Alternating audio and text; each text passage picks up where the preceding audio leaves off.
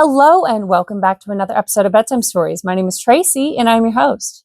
Tonight we are reading chapter 20 in The Gods of Mars. This is the second book in the John Carter of Mars series by Edgar Rice Burroughs, and it's well within the public domain. So yay! But before we get into this chapter, which is entitled The Air Battle, we have to ask you a series of very serious queries. Have you gone pee in the potty yet? Have you brushed your teeth? Have you got your water next to the bed? I got my water right here. Have you done your stretches? You did all that already? You're so good. I'm so proud of you. Good job.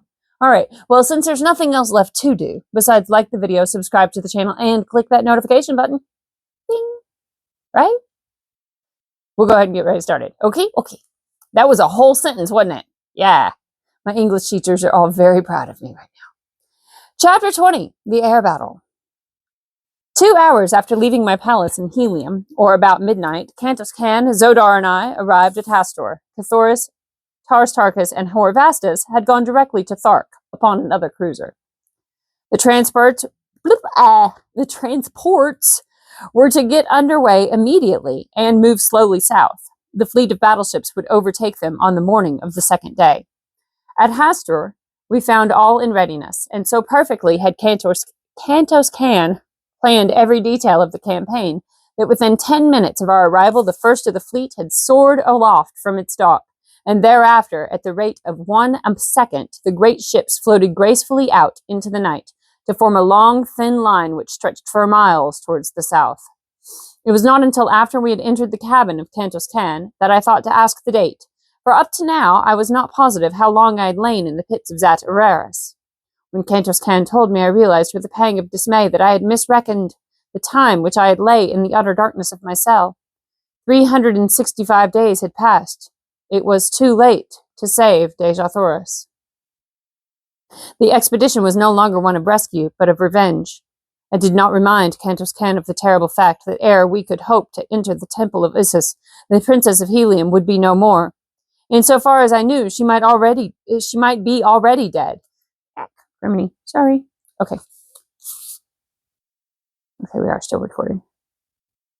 For I did not know the exact date on which she first viewed Isis. What now the value of burdening my friends with my added personal sorrows? They had shared quite enough of them with me in the past. Hereafter I would keep my grief to myself, and so I said nothing to any other of the fact that we were too late. The expedition could yet do much if it could but teach the people of Barsoom the facts of the cruel deception that had been worked upon them for the countless ages, and thus save thousands each year from the horrid fate that awaited them at the conclusion of the voluntary pilgrimage. If it could open to the red men the fair valley door, it would have accomplished much. And in the land of lost souls between the mountains of oats and the ice barrier, were many broad acres that needed no irrigation to bear rich harvest. Yeah. So they could all eat and be fine, but these people are being mean. It's awful. It sounds familiar, doesn't it? Okay, I'm going on. No more commentary. Here at the bottom of a dying world was the only naturally productive areas upon its surface. Here alone were dews and rains. Here alone was an open sea. Here was water in plenty, and all this was but the stamping ground of fierce brutes, and from its beauteous and fertile expanse the wicked remnants of two once mighty races barred all the other millions of Barsoom. Could I but succeed in once breaking down the barrier of religious superstition which had kept the red races from this El Dorado, it would be a fitting memorial to the immortal virtues of my princess. I should have again served Barsoom in Deja Thoris's martyrdom, and Deja Thoris's martyrdom would not have been in vain. On the morning of the second day, we raised the great fleet of transports and their consorts at the first flood of dawn, and soon we were near enough to exchange signals. I may mention here that radio aerograms are seldom, if ever, used in wartime,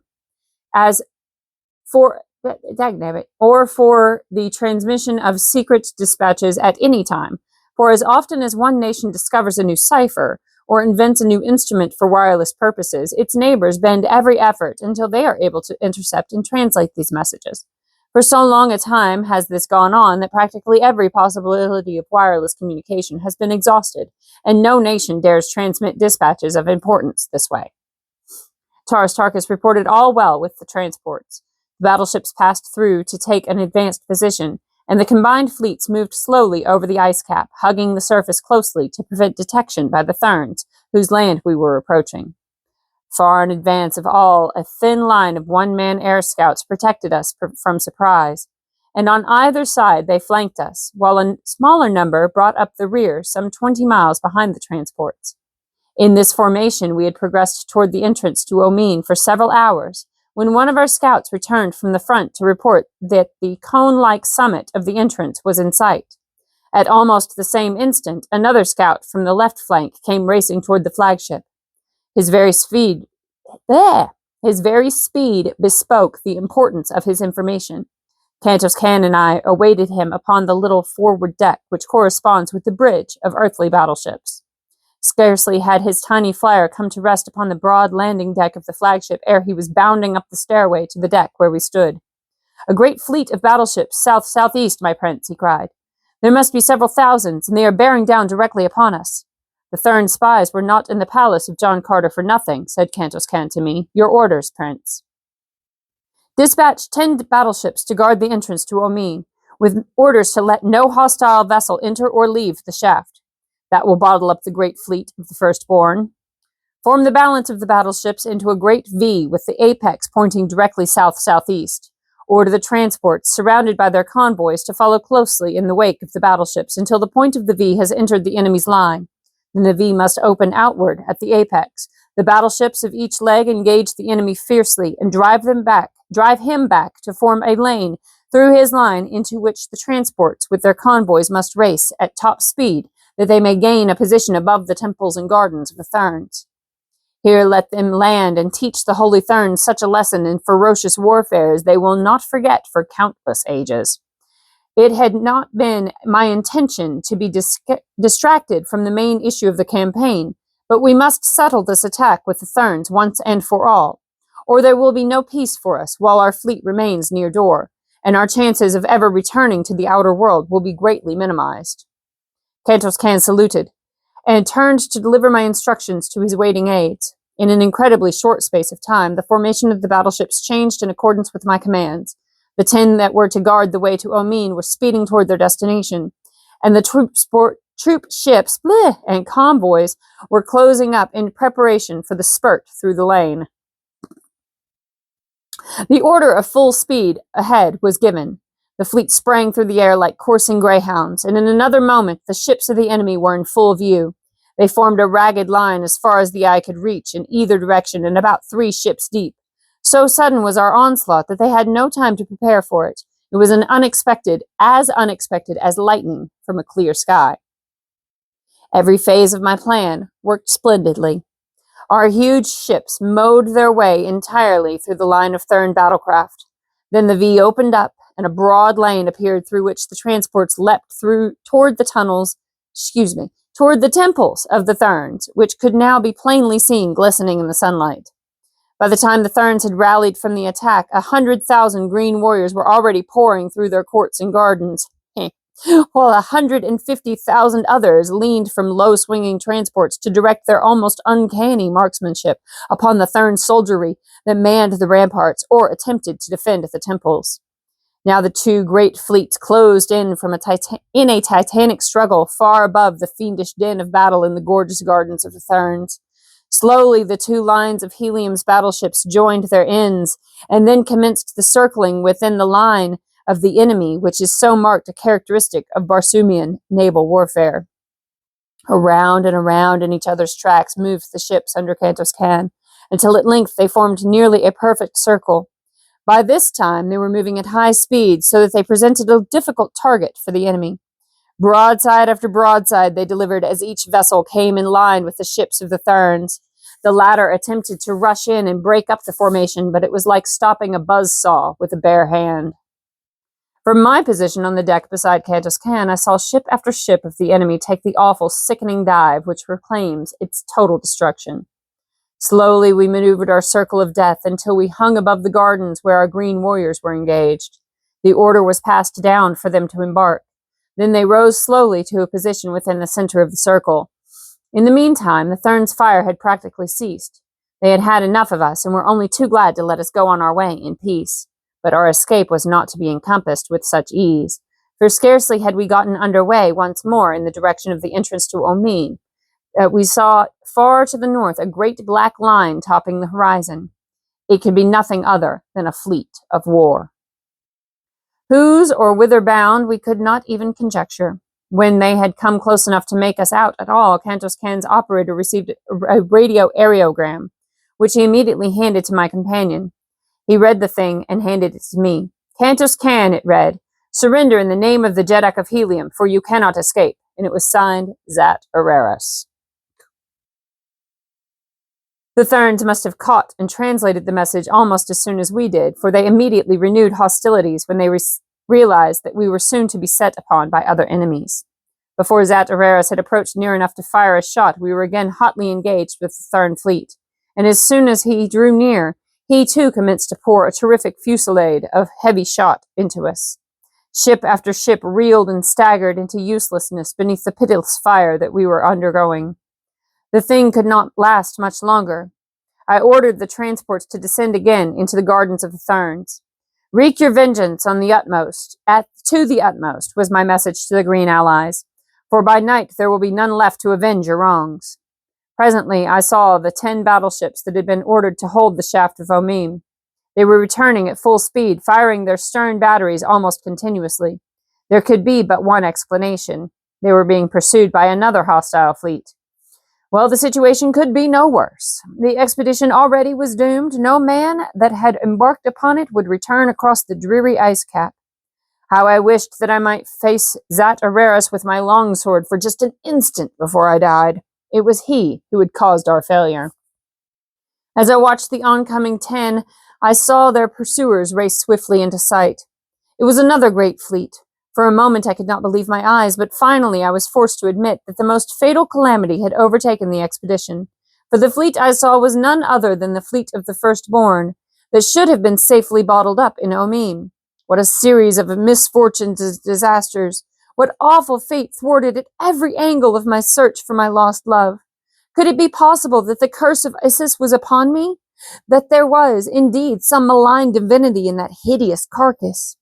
I would not believe it, and throwing back my shoulders, I ran to the deck below to join my men in repelling boarders from one of the Thern craft that had grappled us broadside.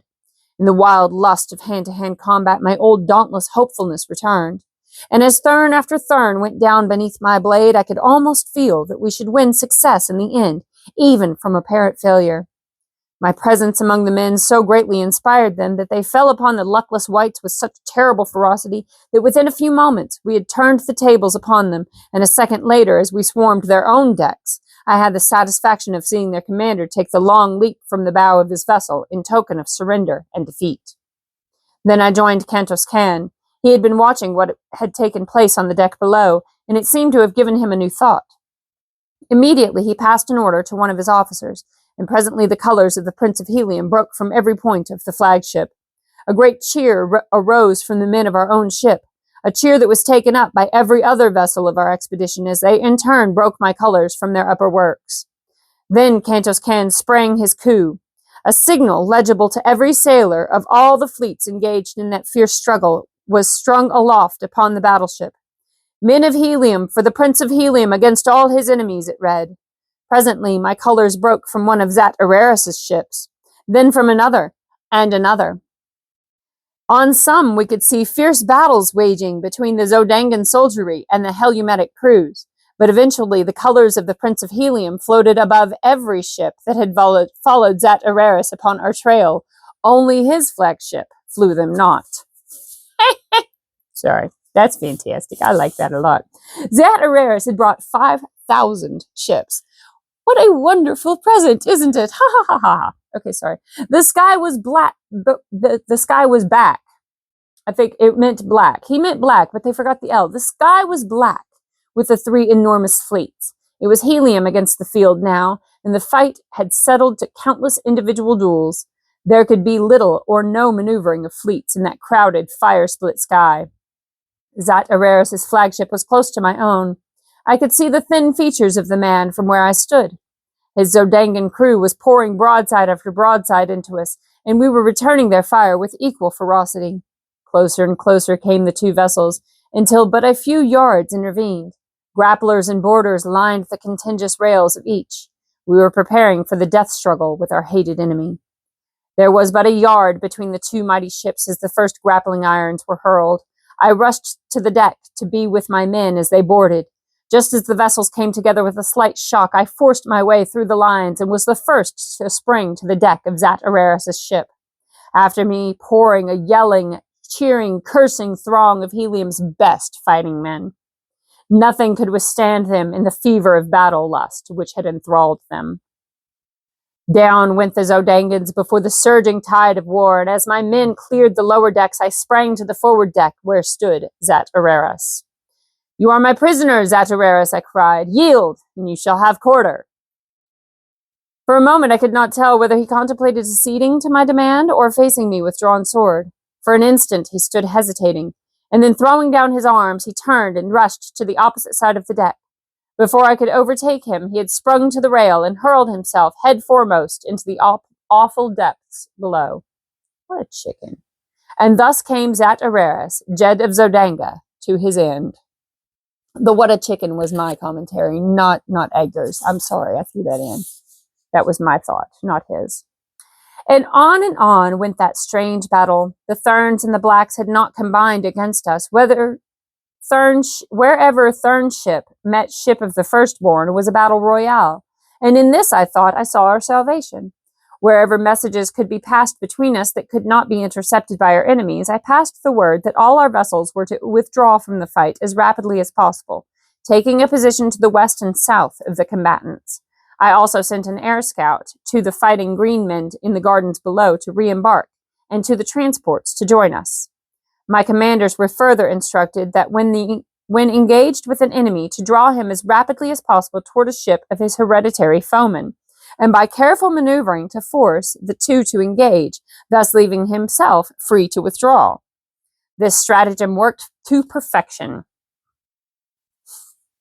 And just before the sun went down, I had the satisfaction of seeing all that was left of my once mighty fleet gathered nearly 20 miles southwest of the still terrific battle between the Blacks and the Whites.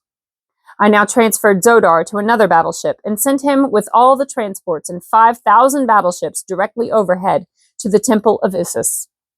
Cathoris and I, with Kantos Kan, took the remaining ships and headed for the entrance to Omim. Our plan now was to attempt to make the combined assault upon Isis at dawn of the following day. Taurus Tarkus with his green warriors and Horvastus with the red men, guided by Zodar, were to land within the Garden of Isis, or the surrounding plains, while Cathoris, Kantos Kan, and I were to lead our smaller force from the Sea of Omin through the pits beneath the temple, which Cathoris knew so well. I now learned for the first time the cause of my 10 ships' retreat from the mouth of the shaft. It seemed that when they had come upon the shaft, the navy of the firstborn were already issuing from its mouth. Fully 20 vessels had emerged, and though they gave battle immediately in an effort to stem the tide that rolled from the black pit, the odds against them were too great, and they were forced to flee. With great caution we approached the shaft, under cover of darkness. At a distance of several miles, I caused the fleet to be halted, and from there Cathoris went ahead alone upon a one-man flyer to reconnoiter. In perhaps half an hour, he returned to report that there was no sign of a patrol boat or of the enemy in any form, and so we moved swiftly and noiselessly forward once more toward Omin. At the mouth of the shaft, we stopped again for a moment for all the vessels to reach their previously appointed stations. Then, with the flagship, I dropped quickly into the black depths, while one by one the other vessels followed me in quick succession. We had decided to stake all on the chance that we would be able to reach the temple by the subterranean way, and so we left no guard of vessels at the shaft's mouth. Nor would it have profited us any to have done so, for we did not have sufficient force, all told, to have withstood the vast navy of the firstborn, had they returned to engage us. For the safety of our entrance upon Omin, we depended largely upon the very boldness of it.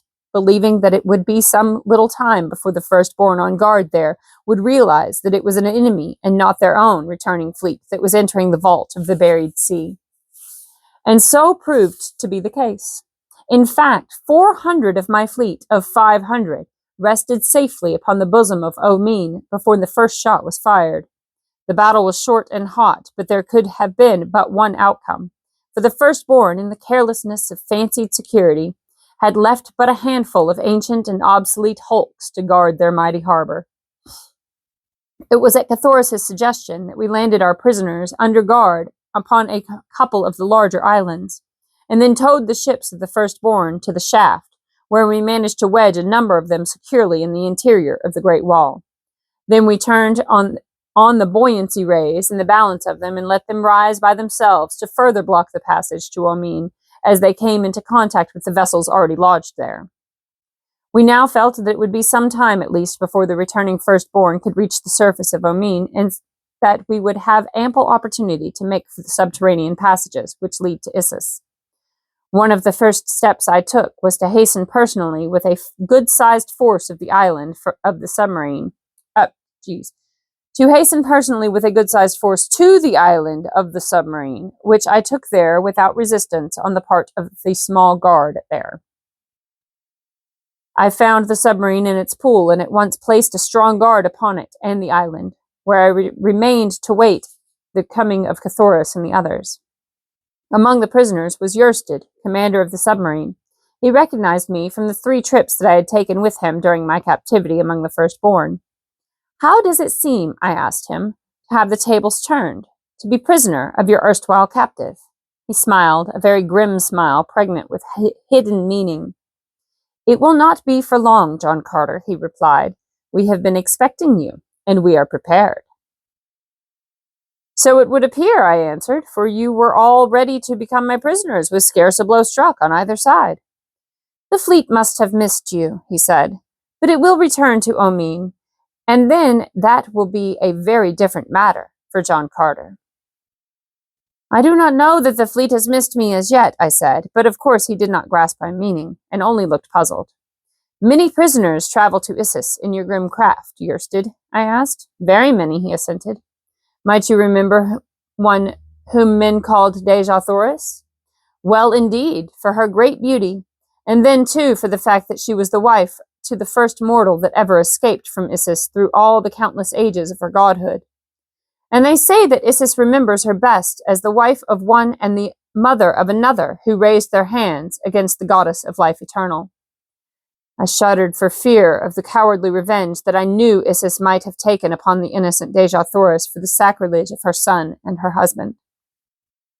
"And where is Deja Thoris now?" I asked, knowing that he would say the words I most dreaded. But yet I loved her so that I could not refrain from hearing even the worst about her fate, so that it fell from the lips of one who had seen her but recently. It was to me as though it brought her closer to me. "Yesterday, the monthly rites of Issus were held," replied Yersted, "and I saw her among them. I saw her then sitting in her accustomed place at the foot of Issus." "What?" I cried. "She is not dead, then?" "Why, no," replied the black. "It has been no year since she gazed upon the divine glory of the radiant face of—" "No year?" I interrupted. "Why, no," insisted Yersted. "It cannot have been upward of 370 or 80 days. A great light burst upon me. How stupid I had been! I could scarcely retain an outward exhibition of my great joy. Why had I forgotten the great difference in the length of Martian and earthly years? The 10 earth years I had spent upon Barsoom had encompassed but 5 years and 96 days of Martian time, whose days are 41 minutes longer than ours, and whose years number 687 days. I am in time! I am in time! The words surged through my brain again and again, until at last I must have voiced them audibly, for Yersted shook his head. "In time to save your princess?" he asked, and then without waiting for my reply, "No, John Carter. Issus will not give up her own. She knows that you are coming, and ere ever a vandal foot is set within the precincts of the temple of Issus, if such a calamity should befall, Deja Thoris will be put away forever from the last faint hope of rescue." "You mean that she will be killed merely to thwart me?" I asked. Not that, other than as a last resort, he replied. Hast ever heard of the Temple of the Sun?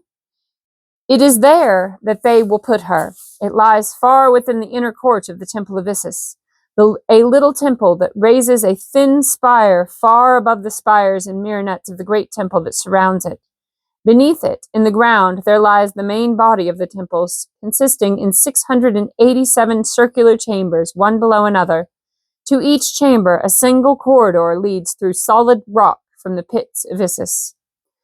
As the entire Temple of the Sun revolves once with each revolution of Barsoom around the sun, but once each year does the entrance to each separate chamber come opposite the mouth of the corridor which forms its only link to the world without. Here Isis puts those who displease her, but whom she does not care to execute forthwith. Or to punish a noble of the firstborn, she may cause him to be placed within a chamber of the Temple of the Sun for a year. Oft-times she imprisons an executioner with the condemned, that death may come in a certain horrible form upon a given day. Or again, but enough food is deposited in the chamber to sustain life but the number of days that Isis has allotted for mental anguish. Thus will Dejah Thoris die, and her fate will be sealed by the first alien foot that crosses the threshold of Isis. And so I was to be thwarted in the end. Although I had performed the miraculous and come within a few short moments of my divine princess, yet was I as far from her as when I stood upon the banks of the Hudson, 48 million miles away. And that's the end of chapter 20. How sad. That's terrible. But there's a whole nother chapter at least. Hang on, let me see. There's at least one. There's 2 more chapters. Yeah, there's 2 more chapters. So he still might pull it out. We'll see. All right. Good night. Sleep tight. Don't let the bedbugs bite. And if they do, I give you permission fully and completely to bite them back. Okay? I love you. Good night.